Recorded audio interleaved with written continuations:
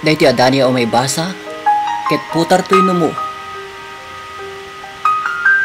Ana pauluan iti. Intun pumanawak. Ket sapay kumatakuldingen na ti kaunkaan. Di kita barukong hiyo.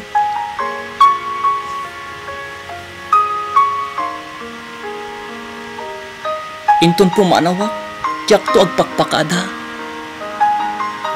Pilyag to ti panawen anaringgor ti aglawlaw. Kadagiti kabarruanan na kanta. Dagiti gagayem mo. Ken adu dagiti buya, amang lemes kadagita matam iti kinangayadda. Agtil ayak to amagna, bayat nga adda ka iti kating nga anday ta aragsak mo. Jak kayat, amakita ti panagarubos ti kitilwa. Katigiti jak namnama, nga pagbiit, apan nang isagot ko ken ka kadagiti na ayaw mo umasabo. Ken pa nang ipalagip mo kanyak, itinananay apan naginana iti kada rabii. Bagkatek to ti ismagel ko ket ti mo pulos mangigantiya na siyas ti kiti sakak.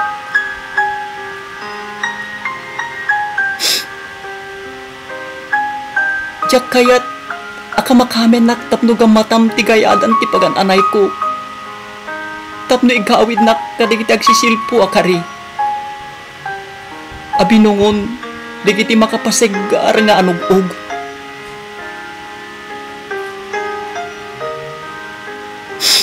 Inaktum ket jak kayat atalyawen ti minuyungan ang nagtinulungan ta pinarangpaya.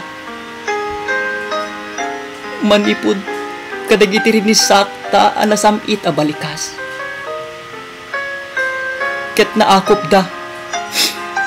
Babaeng kadagiti agbutto at akulap. Tapno laing mapagbalin nga ayuyang. Digiti kulibangbang ken tumatayab ti aglawlaw.